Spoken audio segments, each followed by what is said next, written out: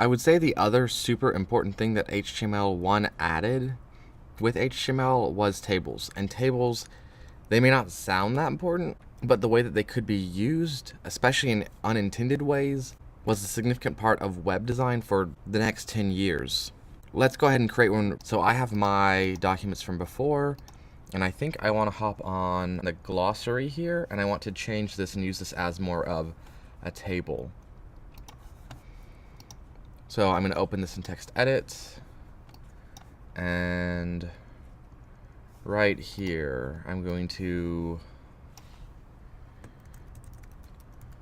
modify the comment, convert it to a table on October 20th from a dictionary list. Alright, so tables are a little complicated in the way that they work, especially if you're not really that comfortable yet with HTML. There's quite a few tags that we have to use, and I'm going to use whitespace to make it a little bit easier to see what's going on. So I'm not going to delete that yet. I'm going to use it as reference. I'm going to build it right here. So tables were intended to display data, right? So if we think about that the web was originally created for scientists, they release papers with research and stuff, so they have data to show. And you could show some of that data in something like one of the plain text elements, like using this pre-element or an XMP element. But that required you to formulate everything in whitespace, and if something was bigger than maybe tabs or something, it could get a little weird. Or if you were using spaces and you had to like add to an area, it wasn't as efficient as it could be. Now tables, talking about efficiency, you might not feel that tables are that efficient in the way that they work, but once you get the hang of them, they are pretty decent. So the table element is started with a table tag. So I'm just going to write table, and of course we have to close that. A table is composed of rows and columns, right? If we look at what a table looks like just in a science paper, right? This is a table. We've got this table here of rows and columns. And that's what we have to do with the HTML. We have to create that. So table elements consist predominantly of two different types of tags that make them up. TR tags for table row and TD tags for table data. Now you might say, well, where is the column? You talked about columns. And it would be a little difficult in HTML to define the rows and the columns separately because they share the same cells, right? This cell is part of this row and it's part of this column. So instead, the way that it works is we define the rows and then we define each cell as table data. And that table data is lined up automatically with those same cells on the other rows. It will make more sense as we do it, but I think showing this will help you sort of wrap your head around it as we're creating it. So I'm going to start with a TR tag for table row, and I'll close that TR tag. Right now, this won't show anything. So if I save this and I open it, you won't see anything. Well, you might see a little bit, but not much. All right, so it's here. It is right. It's right there. It's that. Like, it's there, but we can't see anything. We've created the rows and we've created a table, but there's no data in it. So if we add in a TD tag and we close it, then when we open this, now we actually have a spot for some data, but we still won't see anything. There's still nothing there. Now, tables currently, and for quite a while now, have been invisible. The data shows up, but the table structure itself doesn't. But that's not the way it originally worked. For quite some time, maybe 10 years or so, after the release of tables, they had a border of 1 by default. So what your table would actually look like would be that. So now we can actually see it. There is the table. Now you can't really see anything in it because I haven't put any data in there, but that is that table element that I've been talking about. So let's actually put a value in there. So like if we could write French, because that's my first one here, right? Bonjour. So if I save it and I open this again, there we go. Now French is inside of this cell. Now you might say, well, where's the columns and the rows? Well, I haven't created anything else, so it doesn't have much in there. But this is a row, and this is a cell in that row. So let's actually start fleshing this out some. Now this can get really confusing really fast when you start having a whole bunch of these. So typically what we do is we use white space to make it easier to read.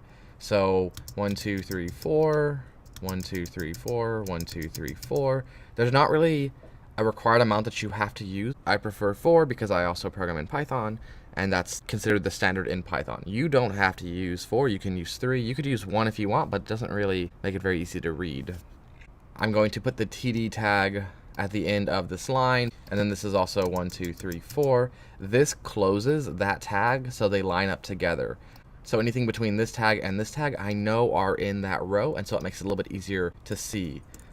If in French the word for hello is bonjour, then I can write that here, and I can close that cell. And if I save it and refresh this, you'll now start to see a little bit of a row showing up. So there we go. So they're both in the same row.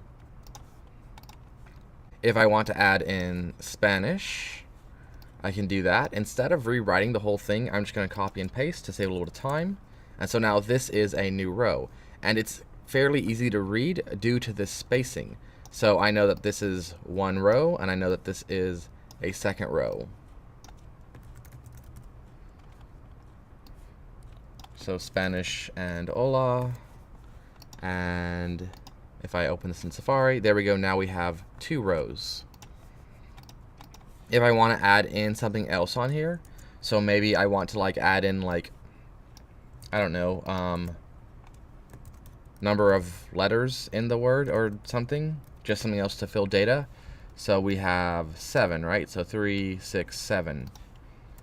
If we save this and we open it in Safari again, so now we have this here. Notice the cells are the size of whatever is contained in them, and they line up with each other. So Spanish is longer than French, so it is setting the width of these cells, and French just has extra space in here. The cell with 7 is really narrow because it doesn't need much room. I didn't create a cell on this row, so it is empty. If I add that in, now all of a sudden you will have a cell there. There we go. So this is kind of how it works. Now maybe I want a title for this, right? So maybe above all of this, I can put in a title, and this could say hello in other languages. Now if I open this in Safari, watch what happens. All right, so this is probably not what I wanted, right? So this data, this text, is stretching this column all the way out here because that's how much space it needs to fit it in. Now I could try to create new cells and space them out in there as well, but I don't have to do it that way. I can make this one cell take up multiple columns if I want.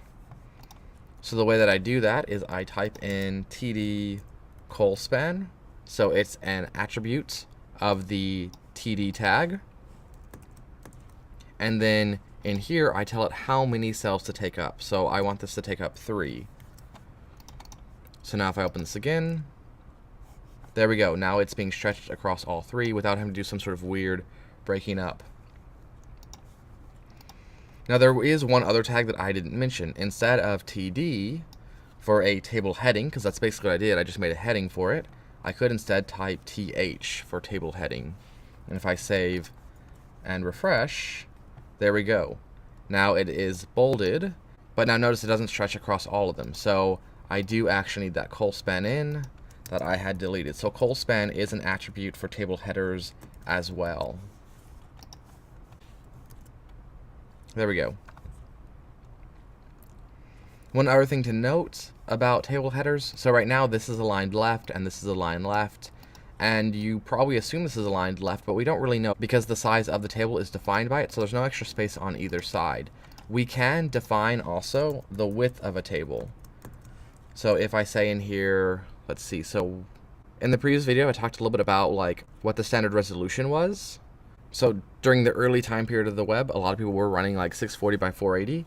So if we were to use that, we could say 640, but keep in mind, you've got scroll bars and everything's on the screen, so 620 might be a little bit of a safer bet.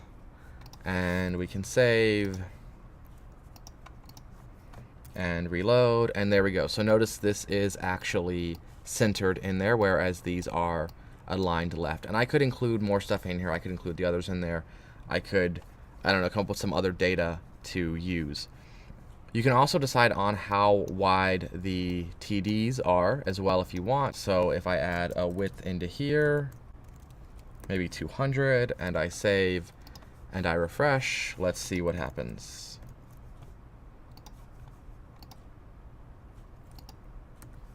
Helps if you spell it right. There we go. And even though I didn't set it for Spanish, it automatically makes them match because it wants the columns to line up. Now, if you say 200, but what you type in is bigger than 200, it will stretch it out to fit what it needs. That's just the way it sort of works. Now, you might be thinking, like, why is this so special? Like, why would tables drastically change the way the web worked and the way the web was designed? And in this format, sure, it doesn't really. Like, this is nice, but just showing data in this way isn't necessarily that revolutionary. The thing is, you don't have to just show data. You could instead put images in here, or you could put links in here, or paragraphs. So what people started doing was using a little bit of creativity. They would actually build like a layout for their website here. So they might have the title up here, and they might have a menu in a cell here, and then you might have all of your paragraphs and content there, and now you have sort of this nice left-sided menu. Or maybe you want your image to show up next to text. You could do that too. There were all sorts of interesting things you could do with this once you started thinking about it a little bit more creatively. And we will do some of that as we move through some of the upcoming videos, because that was such a prominent way that so much of the web was designed during the 90s.